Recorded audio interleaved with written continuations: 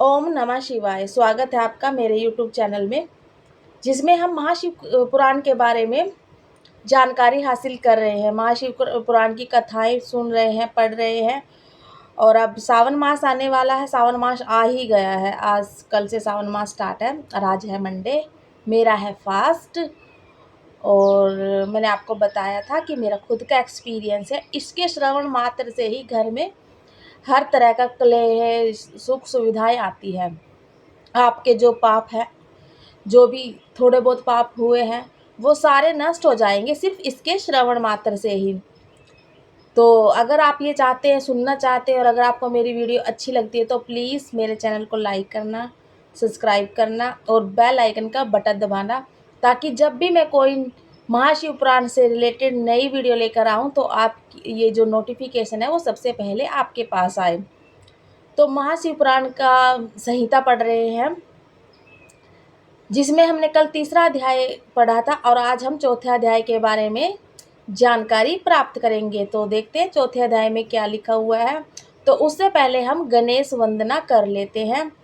गणेश वंदना इसलिए करते हैं ताकि आपके जो जीवन में कभी भी कोई कष्ट ना आए, आपके सभी कार्य जो है वो निर्विघ्न हो जाए और हमारा भी जो कार्य है वो निर्विघ्न हो जाए। तो आइए करते हैं गणेश वंदना।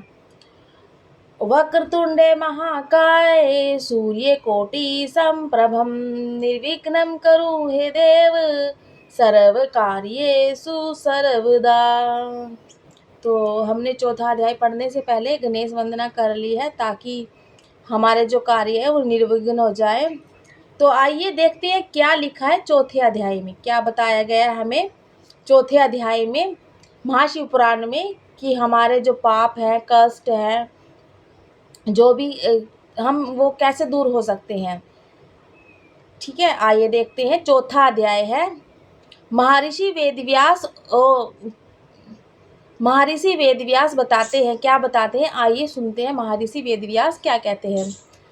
यह मुनियों ने पूछा, हे ब्रह्मा जी, श्रवण और मनन क्या है, कि श्रवण और मनन क्या है और कीर्तन कैसे करें। ब्रह्मा जी बोले, ईश्वर के रूप में गुण, नाम और उनकी लीलाओं में अपने पूजन और जाप के में रुचि बढ़ाना, सदैव अपने मन को उनके चरणों में रखना ही मनन है। मतलब कि उनका गुणगान करते रहें, उनकी लीलाओं के बारे में जानकारी सोचते रहे, उनके चरणों में अपना ध्यान लगा के रखे, तो यह केवल उनका मनन है। देवादिदेव महादेव अथवा शिव नाम का निरंतर जाप करना कीर्तन है। अगर आप शिव शंकर जी का नाम करते हैं, जाप करते हैं, उनको हमेशा याद रखते हैं, तो यह उनका जाप करना ही उनका कीर्तन है। तथा शिव भक्ति संबंधी शब्दों को कानों से सुनना और उन्हें अपने चित्त में स्थिर करना श्रवण है। सत्संग में बैठकर भगवान शिव की लीला का श्रवण और कीर्तन कर ले, तब उसका मनन करे तो वह सर्वोत्तम है। उससे आत्मा पवित्र होती है। श्री सूत जी बोले, हे मुनेश्वरों, मैं एक प्राचीन इतिहास आपको सुनाता हूँ। जो प्राचीन इतिहास में कोई स्टोरी है वो सुनाते हैं, क्या बोलते हैं आइए देखते हैं। सावधानी से सुनिए। एक समय सरस्वती के तट पर मेरे गुरु भगवान वेदव्यास जी तप कर रहे थे।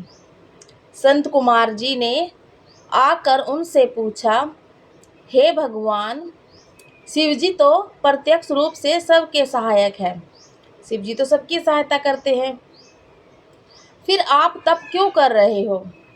व्यास जी ने मुक्ति के लिए।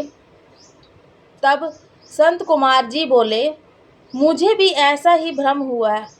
मंदराचल पर जाकर तप करने लगा, परंतु जब शिवजी आज्ञा से केशवर ने मेरे पास आकर मुझे बताया कि शिवजी के श्रवण, कीर्तन और मनन से ही मुक्ति प्राप्त हो जाती है, तब मेरा भ्रम दूर हो गया कि इसके लिए, मुक्ति पाने के लिए कीर्तन या तपस्या करना जरूरी नहीं है।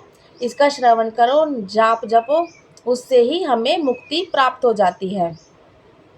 अतः ए ब्राह्मण, आप भी ऐसा ही करो। यह कहकर संत कुमार जी चले गए।